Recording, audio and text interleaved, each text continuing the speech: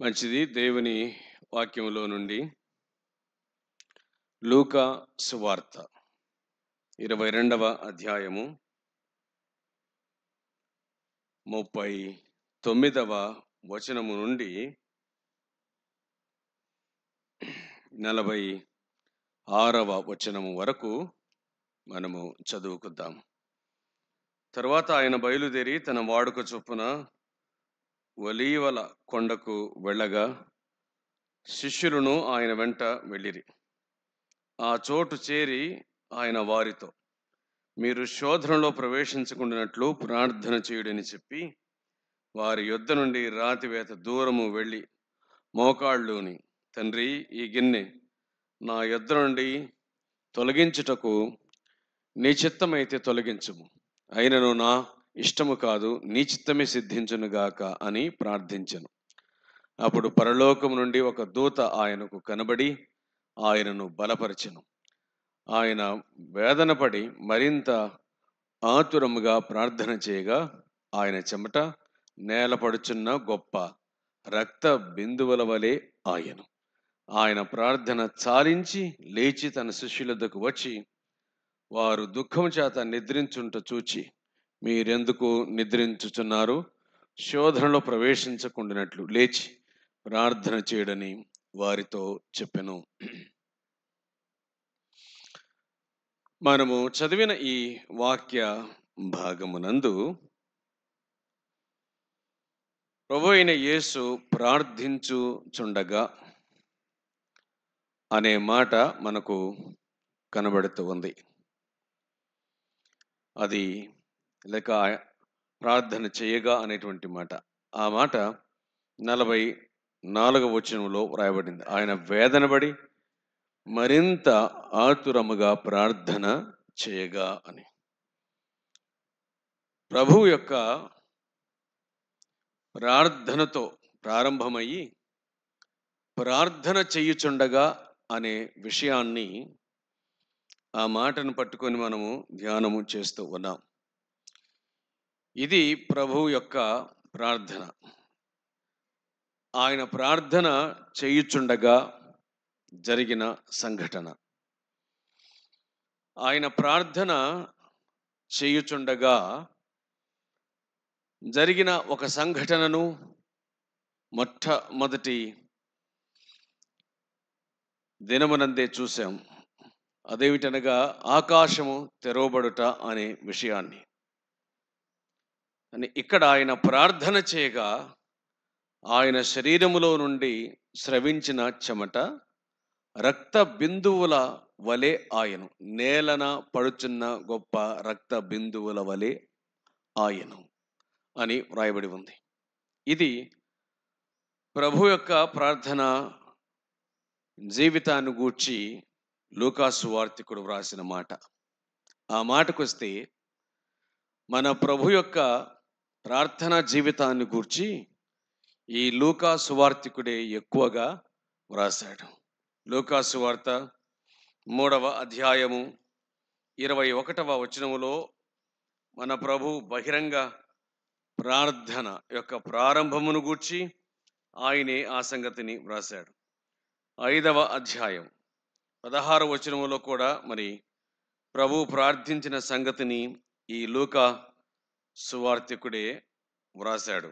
5వ అధ్యాయము 16వ వచనమునందు ఆయన ప్రార్థన చేయుటకు అరణ్యములోనికి వెళ్ళెను అని. అలాగే 6వ అధ్యాయం 12వ వచనమునందు ఆయన ప్రార్థించుటయందు రాత్రి గడిపెను అని.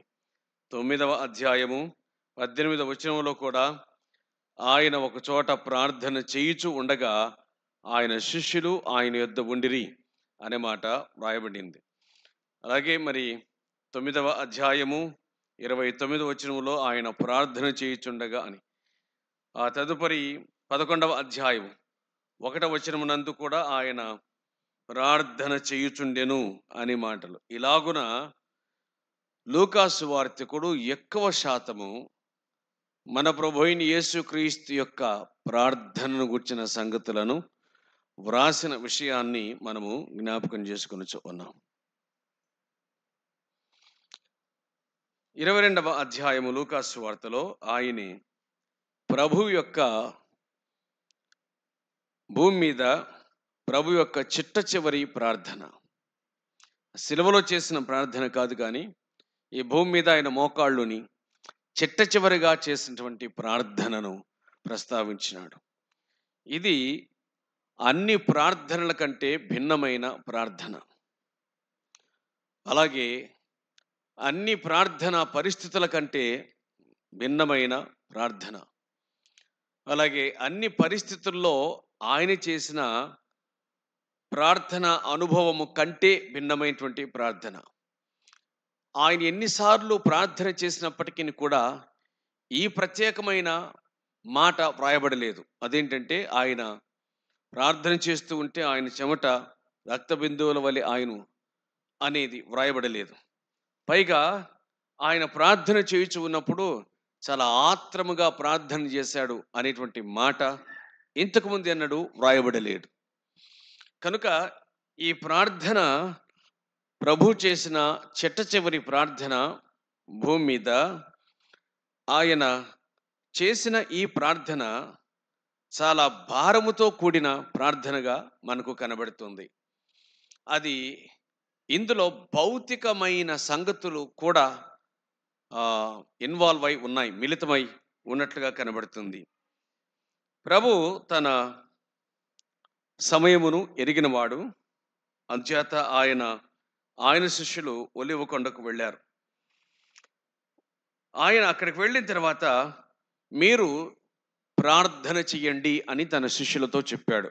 మీరు శోధనలో పడకుండానట్లుగా ప్రార్థన చెయ్యండి అని తన శిష్యులతో చెప్పాడు.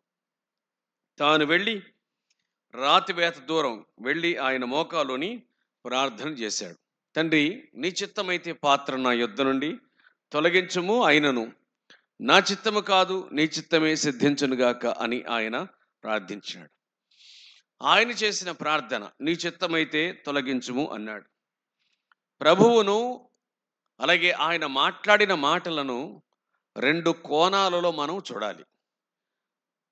ఆయన దేవత్వములో నుండి మాట్లాడిన మాట, ఆయన మానుషత్వంలో నుండి మాట్లాడిన మాట. అంటే ఆయన దేవుడిగా పలికిన మాట, అలాగే ఆయన మానవుడిగా పలికిన మాట. ఇక్కడ తండ్రి చిత్తమును నెరవేర్చుటకు వచ్చిన కుమారునిగా, తండ్రి చిత్తమును నెరవేర్చడానికి వచ్చిన వానిగా, పంపబడిన వానిగా, పంపిన వాని చిత్తమును నెరవేర్చువానిగా ఆయన ఇక్కడ ప్రార్థన చేస్తూ, తండ్రి నీ చిత్తమైతే ప్రార్థనను తొలగించు, ఈ పాత్రను తొలగించు అన్నాడు. ఇప్పుడు ఆయన శరీరమును దాల్చిన కారణం చేత మరణము యొక్క వేదన ఎట్లుంటుందో ఆ సంగతి శరీరమును దాల్చిన ప్రతి వ్యక్తి కూడా అది విదితమే, తెలిసిన సంగతి. శరీరములో ఉన్న ప్రతి వ్యక్తి కూడా మరణ భయము, శరీరములో ఉన్న ప్రతి వ్యక్తి కూడా మరణ బాధ, ఇవన్నీ కూడా సహజమైనటువంటి సంగతులు. ఆయన శరీరమును దాల్చిన కారణము చేత మరణమును అనుభవించబోచున్నాడు. కాబట్టి మానవుడిగా ఆయన చేసిన ప్రార్థన, నీ చిత్తమైతే ప్రార్థన ఈ పాత్రను తొలగించు, నీ చిత్తమైతే పాత్రను తొలగించు అని వెంటనే ఆయన అన్నాడు. ఆయనను నా చిత్తము కాదు నీ చిత్తమే సిద్ధించునుగాక అన్నాడు. ఇందులో మనకు ఆయన మానుషత్వంలో ఉన్నటువంటి బాధ, అదే మానవుడిగా లేక కుమారుడిగా ఆయన విధేయత, ఈ రెండు కనబడుతూ ఉన్నాయి. బాధను భరించడానికి సిద్ధపడి మరణానికి సహితము లోబడిన వాడుగా కనబడుతున్నాడు. తన తండ్రి చిత్తమును నెరవేర్చుటక ఇష్టపడిన వాడిగా ప్రభువు మనకు కనబడుతూ ఉన్నాడు. అలాగున ఆయన ప్రార్థించెను. ఇందులో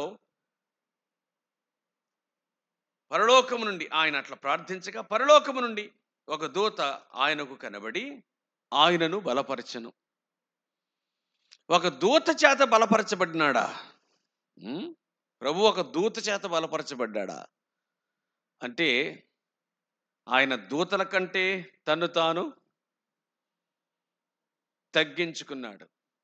హెబ్రీ పత్రికలో మనం ఆ మాటను చూడగలుగుతాము. ఆయన ఎంత మాత్రము 2వ అధ్యాయం 14 వచనంలో ఆయన ఎంత మాత్రమును దేవదూతల స్వభావాన్ని ధరించుకున్నవాడు కాదు. 16వ వచనంలో ఏలయనగా ఆయన ఎంత మాత్రమును దేవదూతల స్వభావమును ధరించుకొనక అబ్రహాము సంతాన స్వభావమును. కాబట్టి మానవుడు బలపరచగలడు.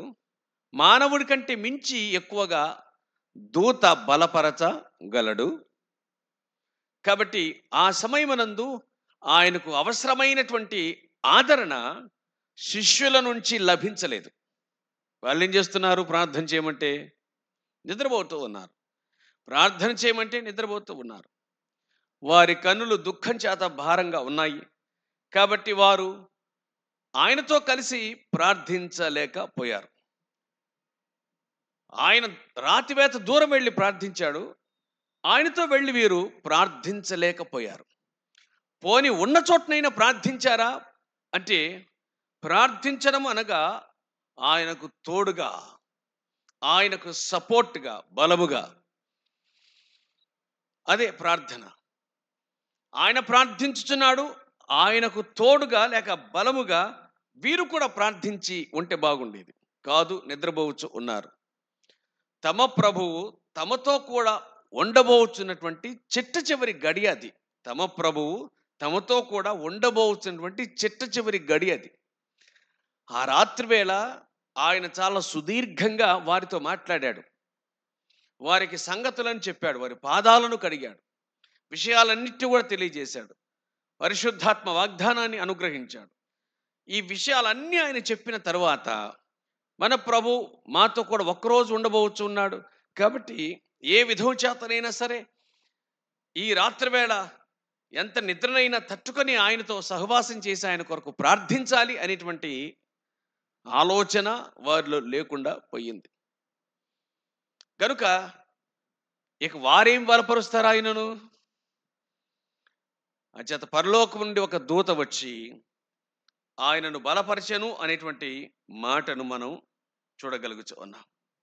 44వ వచనం, ఆయన వేదన పడి మరింత ఆత్రముగా ప్రార్థన చేయగా ఆయన చెమట నేల పడుచున్న గొప్ప రక్త బిందువుల వలె ఆయన చెమట అనే మాట వ్రాయబడి ఉంది.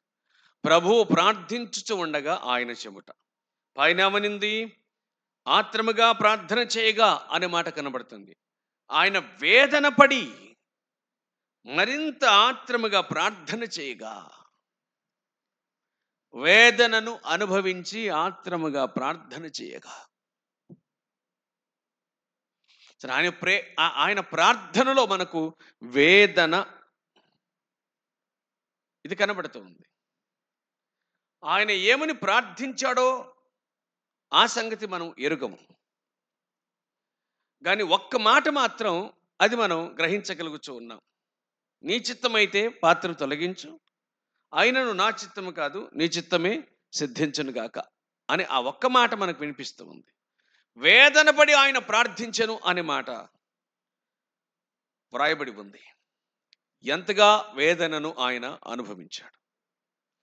ఆ వేదన ఏ రూపంలో మనకు కనిపిస్తుందంటే, నేలన రాలుచున్న గొప్ప చెమట బిందువులు, అది రక్త బిందువుల వలె కనిపిస్తూ ఉంది. కొన్ని పర్యాయములు చెమట దేనితోనైనా కలిస్తే, కొన్ని పర్యాయాలు ఒక వ్యక్తి యొక్క చెమట దేనితోనైనా కలిస్తే చెమటగా ఉండదు. దేంతో కలిసిందో దాంతో అది కనబడుతూ ఉంది. కార్మికులు, శ్రామికులు, రకరకాలుగా పనిచేస్తూ ఉన్నటువంటి వారు, వారి దేహాల్లో ఏదైనా మట్టి, వారి దేహం మీద మట్టి, దుమ్ము, ధూళి వంటివి, అలాగే బొగ్గుగన్లో పనిచేసేటువంటి వారు, అది ఏ స్థలంలో పనిచేస్తున్నటువంటి వారు, వారి దేహం మీద ఏం పడితే చెమట దాంతో కలిసిపోయి ఆ రంగులోనికి వచ్చినట్లుగా ఇప్పుడు ప్రభు అయిన యేసుక్రీస్తు ప్రార్థించు ఉండగా కనిపించింది. చెమట రక్తం వలె, చెమట రక్తముగా మార్చబడింది కాదు, చెమట రక్తం వలె మార్చబడింది కాదు, అలాగున కనిపించెను అన్నాడు. ఆయన ప్రార్థించుండగా రక్తము నేల రాలిందని కాదు దాని అర్థం. ఆయన ప్రార్థించుండగా చెమటనే, కానీ అలాగున కనిపించింది. నేలన రాలుచున్న గొప్ప రక్త బిందువుల వలె ఆయను అని వర్ణించాడు. అంటే ఇది ఆయన వేదనను మనకు తెలియచేస్తుంది అని ఆ సంగతిని గుర్తుంచుకోవాలి. మన ప్రార్థనలో వేదన అనేది ఉండాలి అని ఈ ప్రార్థన ద్వారా, ప్రభు చేసిన ఈ ప్రార్థన ద్వారా మనం అర్థం చేసుకోగలుగుతూ ఉన్నాం. మన ప్రార్థనలో వేదన, మన ప్రార్థనలో ఆత్రత, ఇది మనకు అవసరం. ఇది ప్రభు మనకు నేర్పించినటువంటి విషయం. ఎటు చెమట అనే మాట ప్రస్తావించబడింది కాబట్టి, పాపము చేయనంత వరకు మనిషికి చెమట లేదు. ఏదేను తోటను సేద్యపరచుటకు దేవుడు నరుని అందులో ఉంచినాడు. కానీ పాపము చేయనంత వరకు వారికి చెమట అనేటువంటిది తెలియదు. కానీ ఆయన మాటకు అవిధేయులైన తర్వాతే ఆయన వారితో ఈ మాట అన్నాడు. మరి విశేషించి ఆదాముతో పలికిన ఆ మాటను మనము ఎరుగుదాము. ఏమన్నాడు చూడండి. ఆదికాండము 3వ అధ్యాయములో వ్రాయబడిన మాట 17వ వచనం. ప్రయాసంతో నీవు బ్రతుకు దినముల నీవు దాని పంట తింటావు అని అన్నాడు. ఆ తర్వాత 19వ వచనంలో నీవు నేలకు తిరిగి చేరే వరకు నీ ముఖపు చెమట కార్చి ఆహారమును తిందు. ఒక వ్యక్తి అనగా మొదటి ఆదాము దేవునికి అవిధేయుడైన కారణము చేత తాను చెమట కార్చి ఆహారాన్ని భుజించవలసి వచ్చింది, లేక చెమటను కార్చవలసి వచ్చింది. కానీ కడపటి ఆదాము మానవుల పాపమును తీసివేయుటకు వీలుగా తాను చెమటను కార్చవలసి వచ్చింది.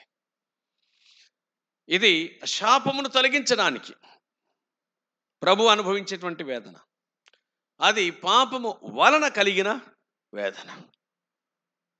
అందుకే ఆయన అన్నాడు, ప్రయాసముతోనే నీవు బ్రతుకు దినములయు దాని పంట తిందు అన్నాడు.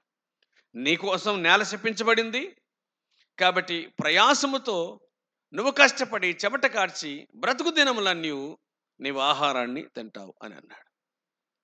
ప్రభు చెమట కారుస్తూ ఉన్నాడు.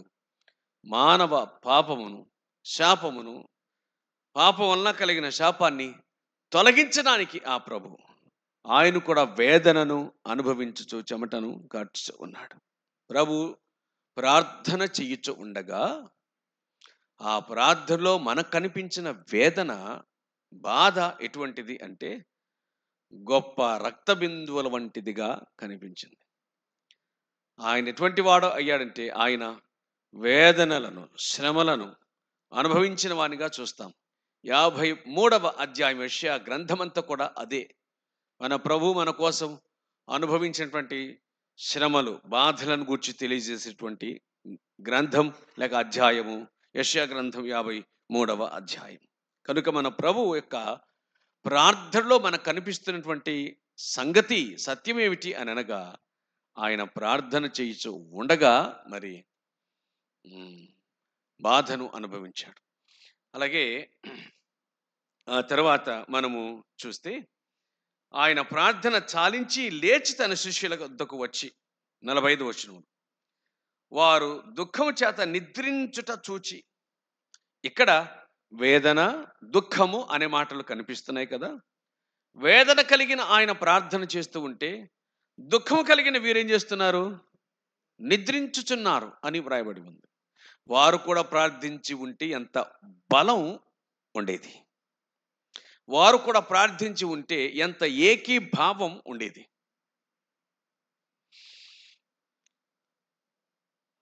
నిర్గమకాండం 17వ అధ్యాయంలో ఈ బలమునే మనము చూడగలుగుతున్నటువంటి విషయం. నిర్గమకాండము 17వ అధ్యాయము 12వ వచనంలో, నిర్గమకాండం 17:12లో ఈ సంగతిని మనం చూస్తాం. అహరోను చేతులు ఎత్తినప్పుడు ఇశ్రాయేలు గెలిచారు. అతడు చేతులు కిందకి దించినప్పుడు ఇశ్రాయేలు ఓడిపోయారు. కాబట్టి అతని చేతులను అహరోను, హూరు అనువారులు పట్టుకొని నిలబడ్డారు. అంటే ఆ చేతులు ఎత్తుటకు వీలుగా వారు చేసిన పని ఏమిటో చూడండి. మోషే చేతులు బరువెక్కగా వారు ఒక రాయి తీసుకొని వచ్చి అతడు దాని మీద కూర్చుండుటకై దాని వేసిరి. అహరోను హూరులు ఒకడు ఈ ప్రక్కను ఒకడు ఆ ప్రక్కన అతని చేతులను ఆదుకొనగా అనే మాట వ్రాయబడి ఉంది. అతని చేతులు సూర్యుడు అస్తమించే వరకు నిలకడగా ఉండేరు. కనుక ప్రార్థనలో బలం అనేటువంటిది అవసరం. ఏకాంత ప్రార్థన అవసరమే. అదే సమయమునందు ఒకరితో మరొకరు ఏకీభవించి ప్రార్థించుట అది ఇంకా చాలా అవసరమైన విషయం. సామూహికంగా ఉన్నప్పుడు, కొంతమంది మనం కలిసి ఉన్నప్పుడు ఒకరి ప్రార్థనను బలపరిచే విధంగా మనం ప్రార్థనలో ప్రవర్తించుట అవసరము.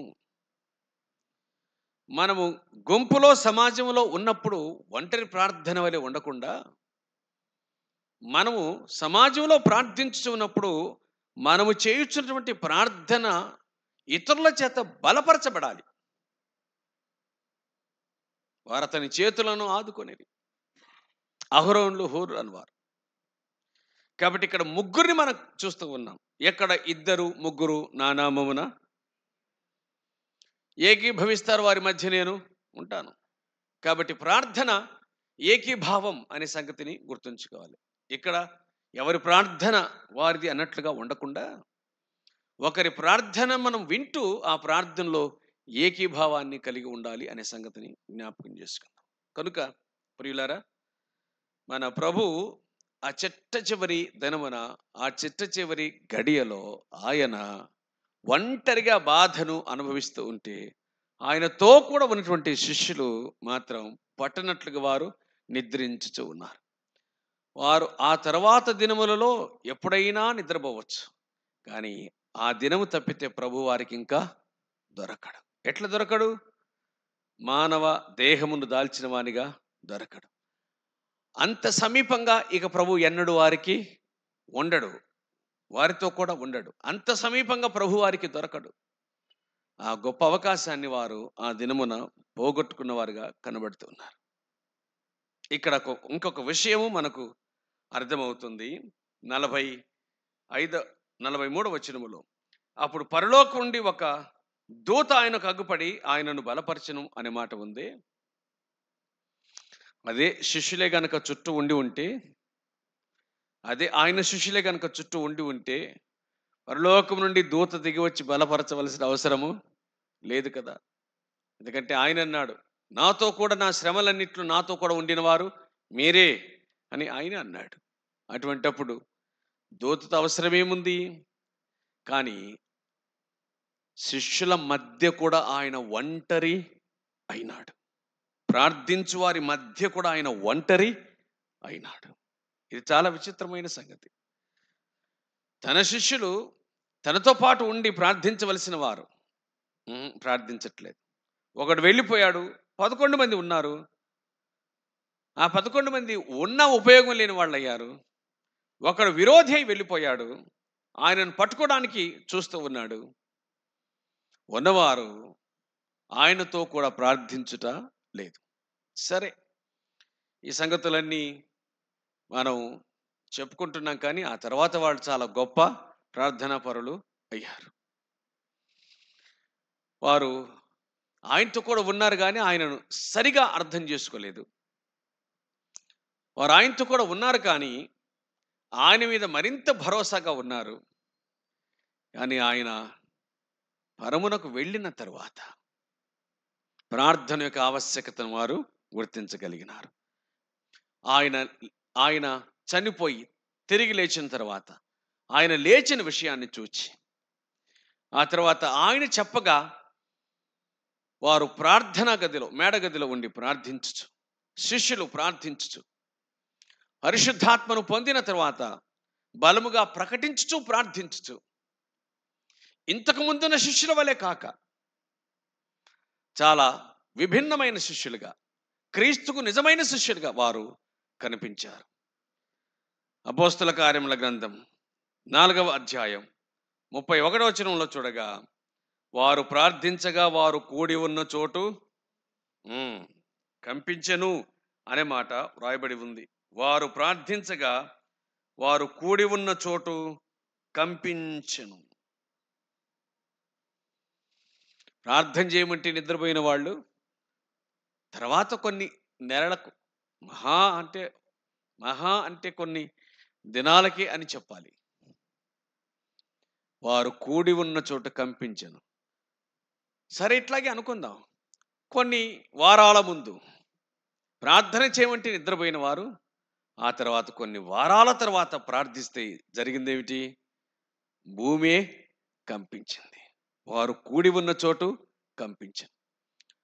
ఒక పర్యాయమునందు లేక ఒక స్థితి యందు ప్రార్థన యొక్క ఆవశ్యకతను గుర్తించని వారు ఒక స్థితిలోనైనా ప్రార్థన యొక్క ఆవశ్యకతను గుర్తించగలిగినారు. కనీసం అదైనా సరే మనం గ్రహించవలసిన, నేర్చుకునవలసిన విషయమని దేవుని వాక్యం ద్వారా గ్రహించాలి. ఏమో, పరిపక్వత లేనప్పుడు ప్రార్థన నిర్లక్ష్యం చేసినాము. కానీ భక్తి జీవితంలో పరిపక్వతను పొందిన తర్వాతనైనా ప్రార్థించడం అనేటువంటిది చాలా అవసరం అని మనం గుర్తుంచుకుందాం. అటువంటి ప్రార్థనా జీవితాన్ని కలిగి ఉండాలని దేవుని వాక్యం మనకు జ్ఞాపకం చేస్తుంది. ఆ తర్వాత వారి పరిచర్య అంతా కూడా ప్రార్థన ప్రకటన, అంతే. ప్రార్థన ప్రకటన. వారి ప్రార్థన బలమైంది, వారి ప్రకటన బలమైంది. ఎవరికి భయపడ్డారో, అంటే వీరు ఎవరికి భయపడ్డారో వాళ్లను భయపెట్టేవాళ్ళు అయినారు. ఎందుకంటే వారి ప్రార్థన వారికి ఇచ్చిన ధైర్యం, వారి ప్రార్థన వారికి ఇచ్చిన ధైర్యం. ప్రార్థన లేనప్పుడు పిరికి వారి వలె దాచిపెట్టుకున్నారు. కానీ ప్రార్థన బలమును పొందిన తర్వాత మేము మీకు భయపడవలనా, మేము మీకు లోబడవలనా, మీరు చెప్పినట్లుగా మేము వినవలనా అన్ని ప్రశ్నించే స్థాయికి వచ్చారు అనేటువంటి విషయం మనకు అర్థమవుతుంది. అందుచేతనే ప్రార్థన యొక్క ఆవశ్యకతను మనం గుర్తిద్దాం. ఆయన ప్రార్థన చేయగా చేస్తూ ఉండగా ఆయన చెమట నేల రాల్చున్న గొప్ప రక్త బిందువుల వలె ఆయన ప్రార్థన చేయుచుండగా ఆయన ప్రార్థనలో వేదన కనబడుతుంది. ఆయన ప్రార్థన చేయుచుండగా ఆయన ప్రార్థనలో ఆత్రం కనబడుతుంది. ఆయన ప్రార్థన చేయుచు ఉండగా లూకాసు వార్తికుడు వ్రాసినట్లుగా భారము మనకు కనబడుతూ ఉంది. ఇట్టి ప్రార్థనలను చెయ్యాలి అని దేవుని వాక్యం మనకు గుర్తు చేస్తుంది. చులకనైన ప్రార్థన, సులువైన ప్రార్థన, తేలికైన ప్రార్థన కోసం వెతుకులాడుకుంటూ మాటలను ప్రార్థించేటువంటి ప్రార్థన, లేక ప్రార్థన చేయుచున్నప్పుడు పదే 2-3 పదాలను మాటిమాటికి ఉచ్చరించడం, అంటే ఇంకేం చేయాలో దొరకక, ఇంకేం ప్రార్థించాలనో ఆ మాటలు దొరక్క మాటిమాటికి ఇవే చెప్పటం అట్లా కాదు. కానీ నెమ్మదిగా ప్రార్థించిన, మెల్లగా ప్రార్థన చేసిన ఆ ప్రార్థనలో మనకు కనిపించవలసినది భారము, వేదన అనే సంగతిని జ్ఞాపకం చేసుకుందాం. మన చెమట గొప్ప రక్త బిందువుల వలె కాకపోయినప్పటికీ మన మనస్సులో నుండి ఆ వేదన ఆ పరమ తండ్రికి కనిపిస్తే చాలు, మన ప్రార్థనకు జవాబు దొరుకుతుంది. మన దగ్గరికి కూడా దేవదూత వస్తాడో ఏమో మనలను బలపరచుటకు, మనకు ఆ భాగ్యం దక్కుతుందో ఏమో. అలాగున ప్రార్థించుటకు ప్రభువే మనకు సహాయమును చేసి ఆయన మనల్ని దర్శించునుగాక. ఆమేన్. ప్రార్థన చేద్దాం. కృపా సత్య సంపూర్ణుడవును, మిక్కిలి కనికరము, అత్యంత దయ జాలి కలిగిన పరలోకమందున్న మా ప్రియ తండ్రి, మీ పరిశుద్ధమైన నామమునకు స్తోత్రములు, కృతజ్ఞతాస్తుతులను మేము చెల్లిస్తూ ఉన్నాం. మరి సమయమునందు మా దృష్టికి తీసుకుని వచ్చిన లేఖన భాగం కొరకు మీకు స్తోత్రాలు. ప్రార్థనలో మా ప్రభు యొక్క భారము, ప్రార్థనలో మా ప్రభు యొక్క వేదన మీరు మాకు చూపించారు వాక్యం ద్వారా. కృతజ్ఞతాస్తుతులు చెల్లిస్తూ ఉన్నాం. మా పరమ తండ్రి, మీరు మాకు సహాయం చేయండి. మా ప్రార్థనలో కూడా మేము భారము కలిగి ప్రార్థించుటకు, వేదన కలిగి ప్రార్థించుటకు సహాయం చేయవలసిందిగా వేడుకొనుచుకున్నాం. తేలికైన ప్రార్థన, మాటల ప్రార్థన, హృదయములో నుంచి రాని ప్రార్థన, మా ప్రార్థనలో కనిపించకుండా భారభరితమైన ప్రార్థన మాకిమ్మని వేడుకొనుచు ఉన్నాం. హన్నా వలె ప్రార్థించినట్లు, ఇస్సాకు వలె ప్రార్థించినట్లు, ఏలియా ఎలీషాల వలె ప్రార్థించినట్లు భారభరితమైన ప్రార్థన మాకిచ్చి మహిమను పొందండి. మీ యొద్ద నుంచి జవాబులు పొందే కృపను మాకిమ్మని ప్రార్థిస్తుంటాము. సహాయం చేయండి. ప్రార్థనలో మాతో కూడా ఉండి నడిపించండి. మీ మాటలు వింటున్న బిడ్డలందరినీ దీవించమని క్రీస్తుపేట వేడుకొనుచున్నాము తండ్రి. ఆమేన్.